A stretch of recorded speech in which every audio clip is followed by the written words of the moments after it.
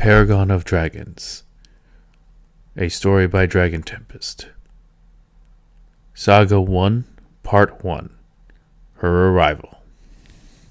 A large dragon sleeps in his lair at the highest point of the Crag of Dragons, located in the area known as Rock Ridge Plateau.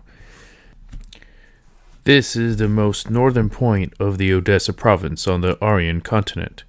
One of his eyes suddenly opens, and as he raises his head, he sniffs the air, taking in a deep breath. He takes notice of the winds changing, and he emits a low, menacing, deep growl within his throat. I've not sensed a presence such as this in over a millennium. It seems the new era with a mortal who can wield magic has awakened. I must discover who this is for myself. He says. The dragon lifts his massive dark gray scaled body and walks to the entrance of his lair. Once outside, he opens his mighty wings, and with the thunderous flapping of his wings, he takes flight, heading south.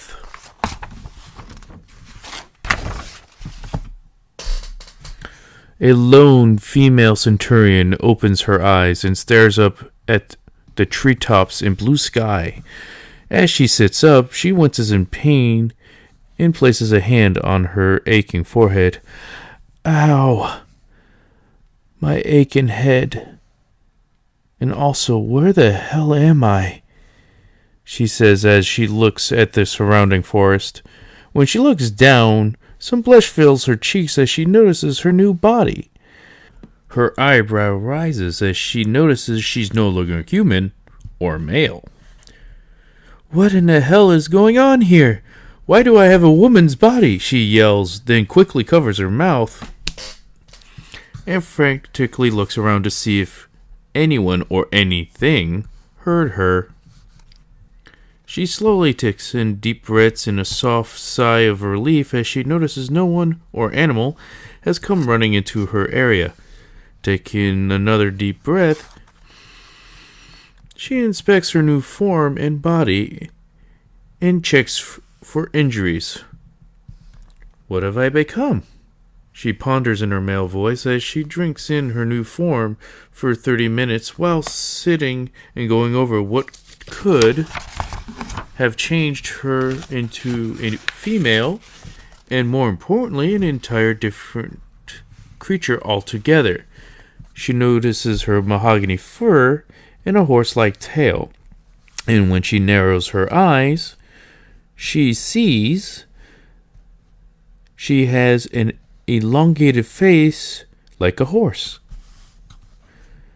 After inspecting her body, she takes in a deep breath to calm herself and concludes for whatever purpose she is now female, and will have to find out later how this came to be and to try to revert to her old self.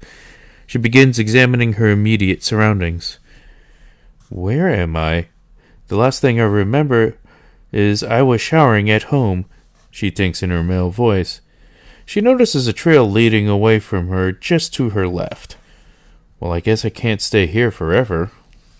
I might as well see where this trail takes me. Maybe I'll find some answers at the end of it, she thinks in her male voice. She rises to her feet with a deep breath, begins following the trail before her. As she follows the path through the forest, she ponders the events between getting in the shower at her home and waking up in the forest. Some of the events come back to her in a flash. She remembers climbing into the shower, and mere moments of doing so, tornado sirens went off. And just before grabbing a towel to head to the basement, she remembers feeling weightless before blacking out. She stops and places a hand on a tree and looks around to gather her bearings.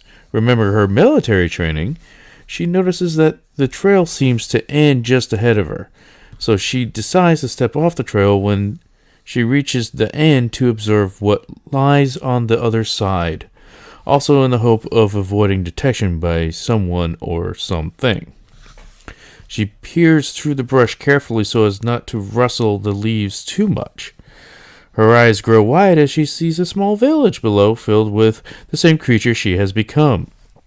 As she drinks in the sight, she notices that the village seems Dark Age medieval in nature, especially when she spots the blacksmith hammering away at a weapon.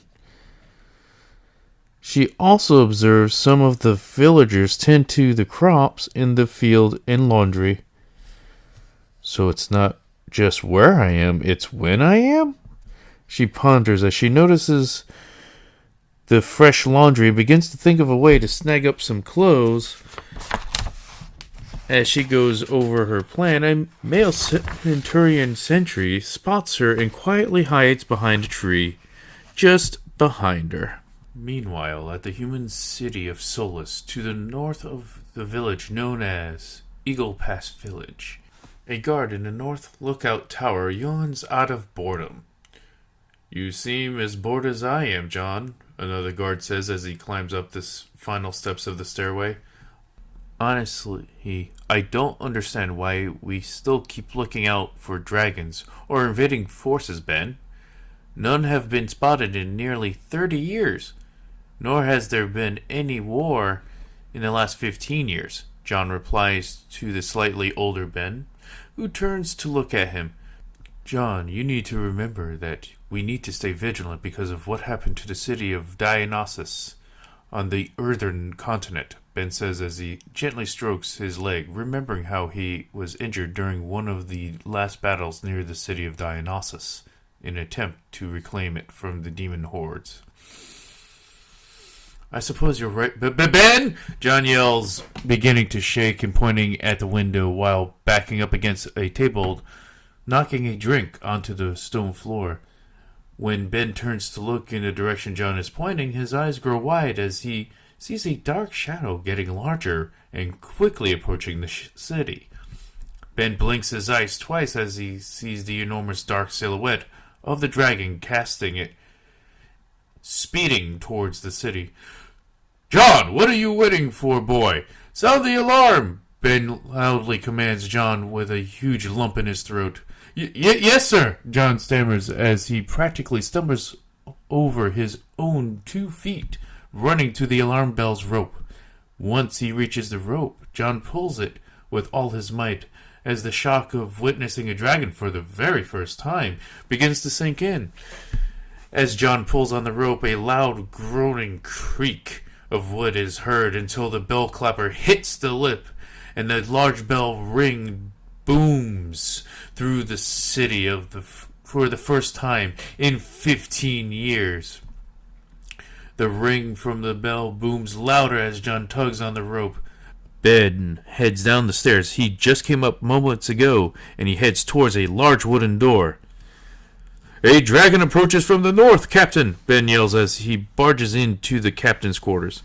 The captain looks up from his papers laid before him and his 4 officers on a large war table. The captain comes around from behind the table, approaches Ben, and pats him on the shoulder lightly. "You did well, soldier. Now go fetch your steel and head to the court area. All of you." The captain says calmly, even though his face seems pale as a ghost from the sudden news. "Captain Marwyn, do we even stand a chance?" Ben asks quietly. "It depends on who the dragon is, Ben. So only our Lord knows what is in store for us," Captain Marwyn replies as he makes his way down to the court. As the bell booms above the city, the citizens of Solus begin fleeing their homes. The shopkeepers and workers are instructed by lightly armored guards to head to shelters to seek refuge. Windows and doors quickly shut tightly from citizens who refuse to leave their own homes, but take cover deep within them. As the citizens take to cover, the available soldiers, many of them young rookies who have little combat experience, let alone have seen a live dragon, make their way to the North Garrison's court to prepare themselves for the upcoming battle. The soldiers, consisting of men and women, city militia, and soldier reserve, begin to murmur with each other about what is happening. Some think it's a mere drill, and some think the Dark Demon Lord Archibald finally made his decision to invade Odessa province and break the peace treaty of Dionysus. A hush comes over them as Captain Marwyn climbs up the stairs of the stage, followed by the 4 officers from earlier in the war room, along with Ben and John, all in most of their armor. Whispers move throughout the crowd as they notice that Captain Marwyn is equipped with Dragoon, his mighty 2-handed claymore that he used against a dragon in the last war. I shall be brief as possible, for we may not have much time. A dragon approaches the city as we speak, Captain Marwyn announces. When he reaches the center of the stage, nervous chatter breaks throughout all the soldiers. Many of the green infantrymen begin trembling in fear of the news. Some of the veteran troops take in deep breaths and say prayers. "A dragon! How could we possibly defeat a dragon?" a rookie scout cries out. "Quiet down, all of you!" a gruff-sounding voice from the steps of the stage.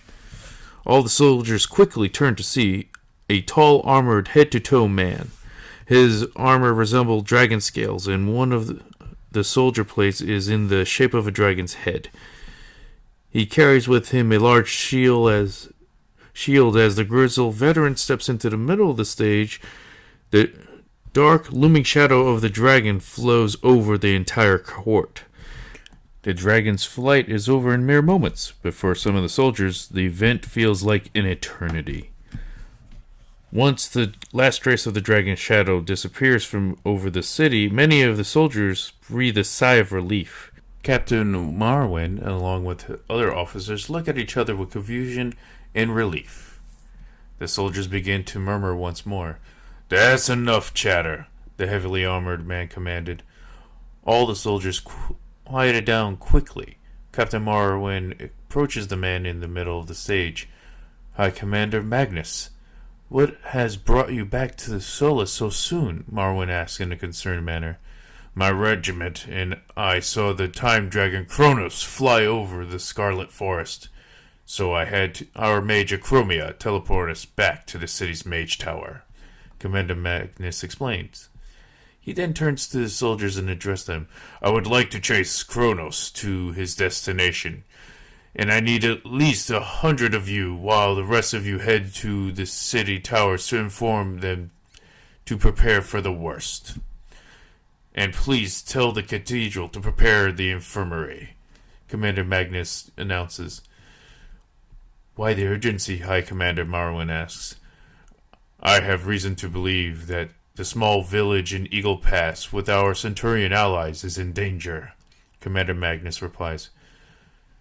"All of you, move out as Commander Magnus has ordered. Ben and John, you're with me, and heading out with the High Commander," Marwyn commands as he quickly turns to his officers. All the soldiers yell out a "Yes, sir!" with a mighty salute and scramble to their waiting horses that the stable hands have quickly prepared. "We will need several men to also head to Venture Port in the far south," one of the officers yells out. "Good idea, Major. Now ride like the wind," Marwyn commanded as he mounted his mighty steed and led his men alongside High Commander Magnus, heading for the city's south gate in pursuit of Kronos.